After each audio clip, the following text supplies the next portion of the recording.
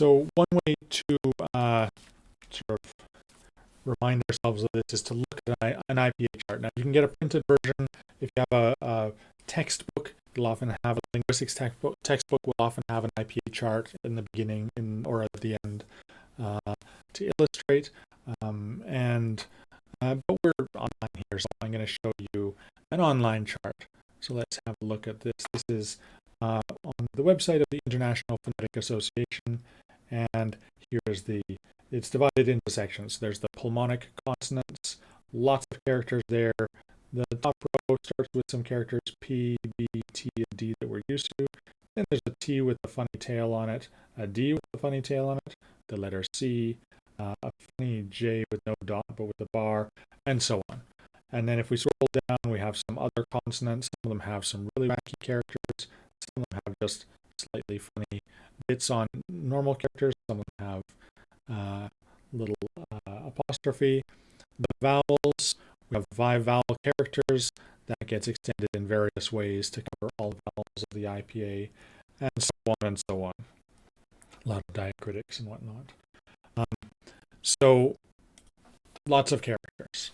And if you want to enter them, you can actually use that website. There's another website here. I put both of these things in the description of the video. This is the Type It website. Has keyboards for a bunch of different languages that use different characters. It actually has 2 versions for the IPA. There's IPA English and IPA Full. Even when I'm just transcribing English, I like to use the IPA Full version because, I don't know, it's just a bit more gratifying to me. And you'd be surprised once you get into it how many characters, how many sounds, different varieties of English use that aren't the sort of normal sort of or typical sounds that are represented in a keyboard like that. Anyway, so many characters, so much stuff to look at. And one of the things that I find happens a lot, so one thing is that people will put capital letters. They'll either do it deliberately because they're used to capitalizing the first letter in a sequence, or they won't do it deliberately, but their word processing software says, hey, I know that you'd like to put capital letters here, so I'm going to automatically capitalize it.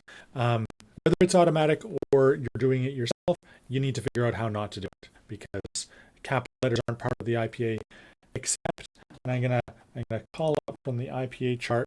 I'll show you if we scroll around to, actually I'm going to go to the what do we have in English?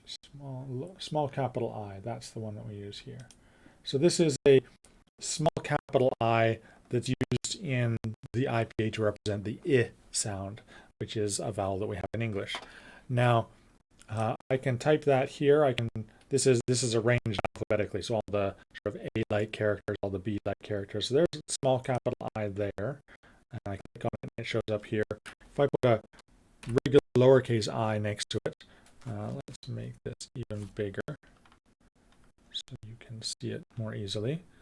Like the regular lowercase I has the dot, and the regular capital I is taller, right? So in the IPA, there are capital letters, but they're all small capitals. They're all sort of the height of the lowercase vowel characters, for example. And there's some other small capital letters used to represent sounds that we don't generally have in English. So that's the first error that people make so frequently, and it's easy to fix if you're watching for it. So the other thing, one of my main pieces of advice when you're starting out phonetic transcription is to go slowly. Pay attention to all the things you need to pay attention to, and if it takes you longer, that can be frustrating, but it's, I think, less frustrating than going through it quickly and then realizing you have a bunch of errors that could very easily have been fixed. So capital letters is one thing. The other main thing that people do is they try to get too fancy, right? There are, for example, I'm going to go over here, and this organization is actually helpful. There are 3 letters. Actually, I'll go into the IPA chart here. I'm going to close that. There are 3 letters that they're all based around the V. There's a V with a little flap off the right side. There's the regular lowercase v, and there's a kind of curvy V. And they all represent different sounds, right? Each of these is a different phonetic sound that it represents. The one with the flap is a V sound. The tongue is kind of, or the lower lip is kind of flapping against the teeth. The regular V is the regular V sound that we have in English, the V sound in van and ever and all of that. And the third one, the sort of more cursive looking one, is W. So the tongue, the lip is getting close to the teeth like in the other ones, but not quite there. So it's almost like a W sound, but with the lower lip and the teeth. And so the thing here is that you get multiple characters that look like one Latin character, and there's a strong temptation when you're learning something new, like the IPA, to go fancy, right? Use the fancy character, because then you're in it. You're really engaging with it. And it's an understandable temptation. I see it a lot when I get written assignments and people will go for the fancy word when there's a simpler word.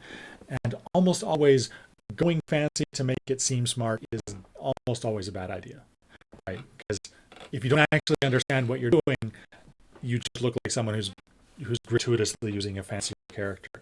And the IPA is actually designed so the less fancy characters are the ones that come up more commonly across the world's languages. And in English, for the most part in English, the most common characters, the P, D, C, D, K, G, those stop sounds, the S and the Z, the F and the V, a lot of the most common characters are just regular Latin letters, unmodified. Another thing about it that trips people up, even if you're not trying to be fancy, if you're looking through this, you don't actually see any of the plain characters, right?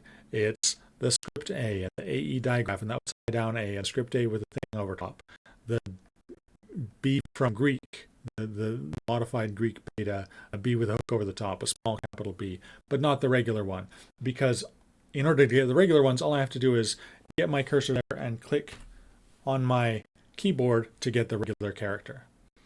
Okay, but not seeing the character there, people think, oh, well, maybe I should put one of these other characters. Every one of the 26 letters of the plain, regular old Latin alphabet is a character in the International Phonetic Alphabet. Not all of them are used, not all of them represent sounds that are used in any particular language, right? English doesn't have the vowel sound that's represented by the IPA character lowercase y. That's an U sound. There are varieties of English that do sometimes use that, but it's not typical.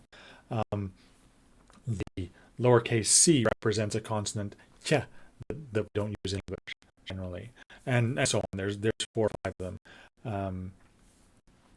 But for the most part, if there's a normal Latin character that represents a sound, and that sound is pretty close to the English sound that you're after, that's the character you want. Don't go with the fancy one. So this is me talking around a lot. I just said don't be fancy and be brief, and here I'm spending minutes and minutes on basically 2 tricks, two things to watch for that will clear up a surprising number of the mistakes and sort of misdirections that people go down when they're trying to do phonetic transcription. Don't do regular capital letters. There are ways that linguists use regular capital letters to represent groups of sounds, and that's kind of outside of the IPA but adjacent to it. So you want to reserve capital letters for other uses as you get into more interesting, more complicated linguistic stuff that you're going to do. Don't use capital letters, and don't use a fancy or elaborate character when the simple character might be the more appropriate character. Okay, watch out for both of those things, and you will save yourself and your instructors a lot of anguish. Right, I think that's enough for now. Quick lesson, and these are great tools. I would have loved to have a lot of these online tools, the IPA charts, these keyboards. Back when I was first learning this, we had to switch fonts, and it was a whole thing. But we have Unicode, so we don't need to switch fonts. And I guess one other really quick thing is that there's a few characters. We have beta, we have gamma, we have, I'm just scanning through this, epsilon, and phi, or v. There's actually a character that looks like a lambda, and Oh, and there's the Kai character. So I'm going to pop over there. These characters are all based on or look like they're based on Greek characters. And I'm actually going to go in the same website. I'm going to go to their Greek interface, and I'm just going to enter those characters. So what do we have? We have the beta. Beta looks pretty similar. Gamma is actually different. I'm going to make this bigger for you. Epsilon, pretty similar. The phi looks different. Lambda is kind of a mirror. The IPA character is technically the IPA character. You take a Y and you rotate it upside down, and the lambda it kind of looks like a Y and you flip it this way. So the lambda and the rotated Y are kind of mirror images of each other. Right, and then I think the Chi character is pretty similar, but basically you don't want to be using the actual Greek letters. You want to be using the IPA versions. Some of them, like the gamma and the phi, have kind of been modified to look more like the Latin letters. The Greek letters have a kind of different aesthetic to them, so they're modified and they're actually encoded differently. At least the gamma and the phi are encoded differently, and of course the lambda isn't a character in the IPA. It was back in the day, but things have changed, and it's got replaced by this term Y. So your computer is actually going to represent these characters differently behind the scenes in the sort of digital code than their Greek counterparts. So that's just as an aside, one other thing to look out for, but it's not a thing that comes up very often. Anyway.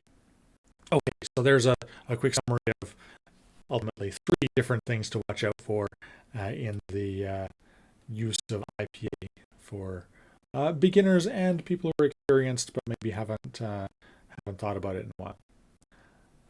Anyway, hope that's helpful. Thanks for watching.